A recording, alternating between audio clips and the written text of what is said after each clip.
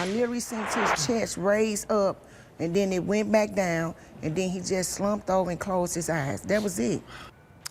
A City Justice Center detainee's mother recalls the final moments of her son's life, captured on surveillance video.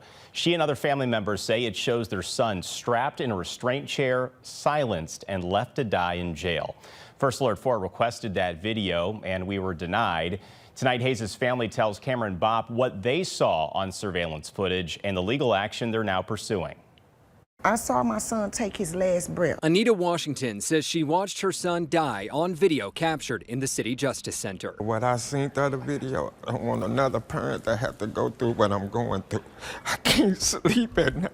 Police say Hayes was put in a restraint chair after a cell block scuffle Saturday. Corrections officers claimed this week Hayes was non-compliant. The family calls that a cover-up. Clearly injured, not resisting in any way. We saw corrections officers take him directly into the chair, despite the fact that he was limping, that he wasn't moving strong. They say he sat strapped and still for nearly 2 hours in a restraint chair like this until he was found dead. What we saw is that he was in the chair, and after about 5 minutes in the chair, he began to convulse. If somebody had been there watching him, they would have been able to get treatment, but he was by himself. Jail policy obtained by First Alert 4 lays out strict safeguards, including staff maintaining direct visual observation and frequent mental health status checks, to name a few. But the family says those protocols, among others, were just broken promises. What the whole video tells us is there are a number of policies that should be followed that weren't even remotely close to being followed. I literally seen his chest raise up, and then it went back down, and then he just slumped over and closed his eyes. That was it. The family says Hayes' death shows a jail in chaos, and they're determined to hold someone accountable. You got to stop.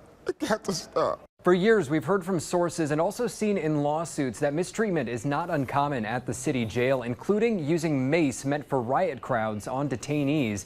In Hayes' case, we have been pushing for answers from the jail commissioner's office, and tonight they got back to us for the first time, saying that they're working on a statement. For First Alert 4 Investigates, I'm Cameron Bopp. And Hayes is the second detainee to die at the City Justice Center this year. First Alert 4 Investigates is also looking into how many in-custody deaths there have been in cities of similar size. So in Davidson County, where Nashville, Tennessee is, they report 3 inmate deaths so far this year. In Denver, which has 2 jails, they told our team they have had 6 inmates die this year.